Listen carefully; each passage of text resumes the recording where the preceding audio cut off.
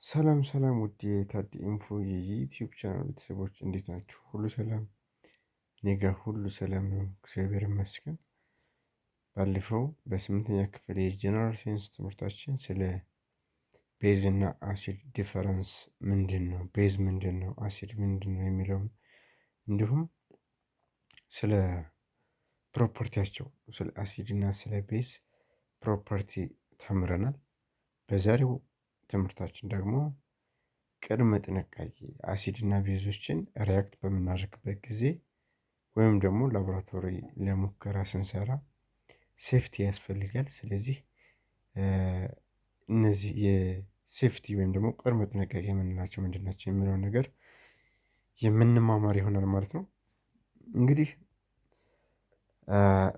ሴፍቲ ፕሪኬሽንስ ዋይል ወርኪንግ ዊዝ አሲድ ይስላል። አሲዶች እና ቤዞችን በምንሰራበት ጊዜ የሚያስፈልገን ቅድመ ጥንቃቄ ምንድን ነው የሚለውን ስንረዳ አሲድስ ካን ኬዝ ሰቨር በርንስ ኤክስፖዝድ ስኪን ኦር ሰቨር አይስ ኢንጁሪ ኦር ብላይንድነስ ኢፍ ስፕላሽድ ኢን ዩር አይስ።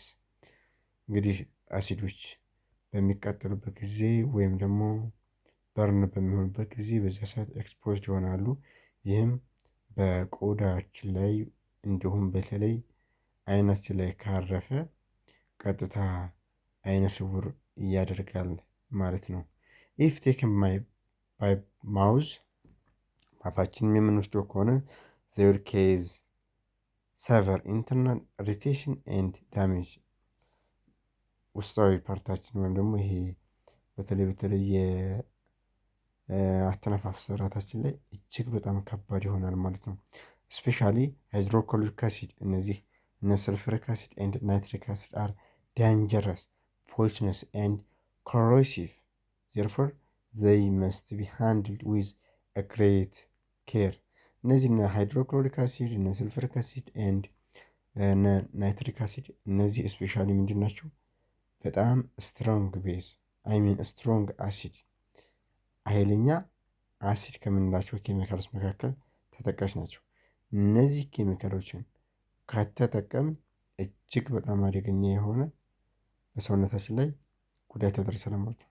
ስለዚህ እነዚህን ኬሚካሎች ስንጠቀም በከፍተኛ ሁኔታ ጥንቃቄ አድርገን ነው መጠቀም ያለብን ማለት ነው።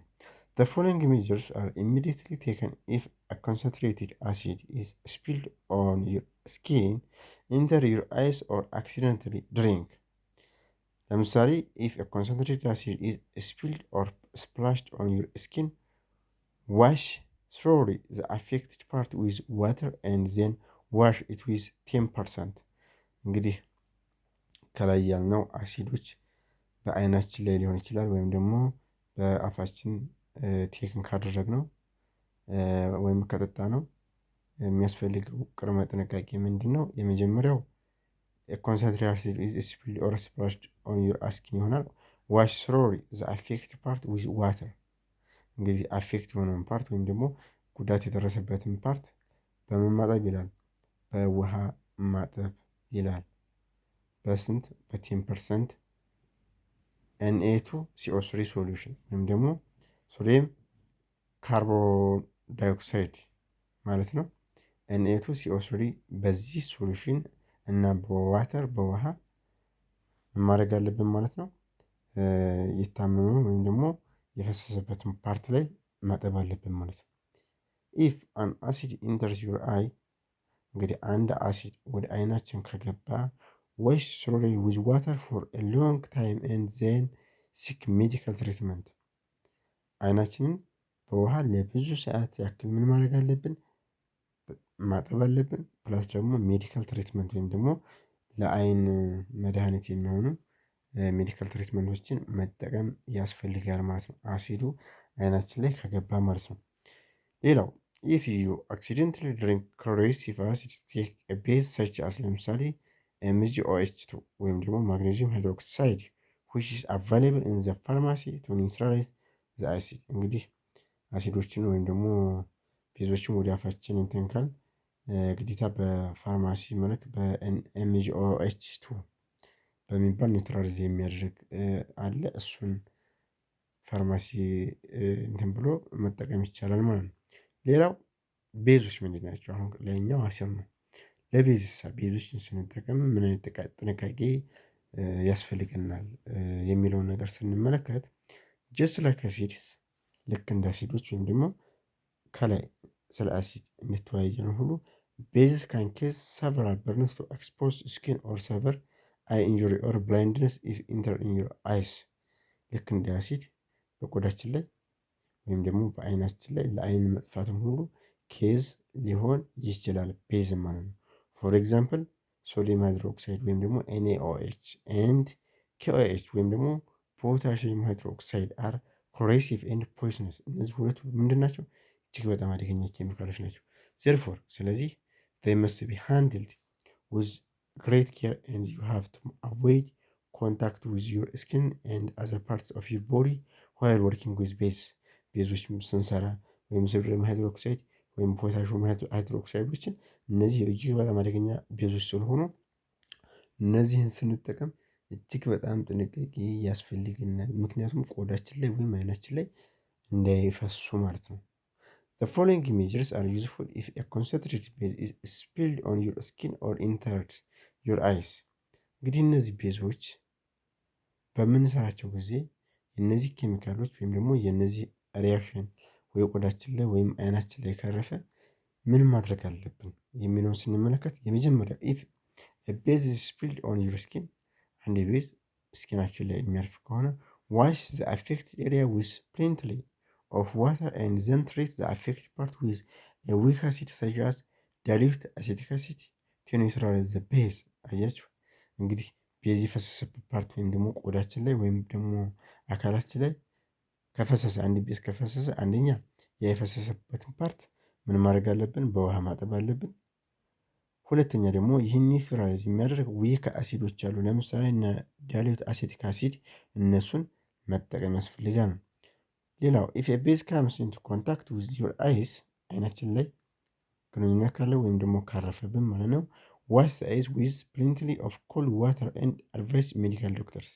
ኮልድ ዋተር መጠቀም፣ በኮልድ ዋተር ማድረግ አለብን ማጠብ አለብን። እንዲሁም ደግሞ የአይን ሕክምና ዶክተሮች ስላሉ እነሱን መጠየቅ አለብን ማለት ነው። ኢፍ ዩ ድሪንክ ቤዝ በአክሲደንት በድንገት ቤዞችን ብንጠጣቸው ኒውትራላይዝ ኢት ባይ ድሪንኪንግ 1-2% ዳይሉት ሶሉሽን ኦፍ አሴቲክ አሲድ ኦር ሌመን ጁስ። አሴቲክ አሲድ ወይም ደግሞ ሌመን ጁስ መጠቀም አለብን። እንዲሁም ደግሞ ሜዲካል ትሪትመንት መጠቀም አለብን። ምን ካደረግነው ከጠጣናቸው። ኢፍ ኤ ቤዝ ኢዝ ስፒልድ ኦን ዩር ወርኪንግ ቴብል ዋይፕ ዘ ስፒሊንግስ ኢሚዲየትሊ። እንግዲህ የምንሰራባቸው ጠረጴዛዎች ላይ ከፈሰሰ እሱም ጥንቃቄ በደንብ ያስፈልገዋል ማለት ነው። እንዲሁም when ever ቤዝ are splashed on your clothes wash the affected part with running tap water። አዎ ልብሳችንም ላይ እንደዚሁ እንትን ካለ እጅግ በጣም ጥንቃቄ ያስፈልገዋል። ስለዚህ ቤዝና አሲድ እጅግ በጣም ጥንቃቄ የሚያስፈልጋቸው ነገሮች ናቸው። እንዲሁም በድንገት ወይ ከጠጣናቸው ወይም ደግሞ ቆዳችን ላይ ፓርታችን ላይ ቦዲ ፓርት ላይ ካረፈብን እነዚህ ከላይ የተዘረዘሩት ወይም ደግሞ የገለጽኩላቸው የተማመርንባቸውን ሜተዶች በመጠቀም ራሳችንን ከአደጋ መከላከል እንችላለን ማለት ነው።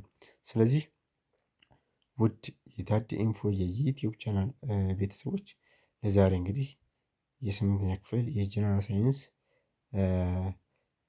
ክላሳችን ይህን ይመስላል። በቀጣይ ስለ ኒውትራላይዜሽን ሪያክሽን ኤንድ ሳልስ በሚል ቶፕ ኮንቴንት ወይም ደግሞ ሰብቶፒክ ንዑስ ርዕስ እስከምንገናኝ ድረስ ሰላም ሰንብቱ እያልኩኝ ይህን ቪዲዮ ለተማሪ ወላጆች እንዲደርስ ሼር በማድረግ እንዲሁም ይህን ቻናል በቀጣይም እንድንማማርበት እንዲበረታ ሁላችሁም በቀናነት ሰብስክራይብ ማድረግ እና ኮሜንት በመስጠት እንድታበረታቱኝ እየጠየኩ እስከዛው መልካም ጊዜ ይሆንላችሁ።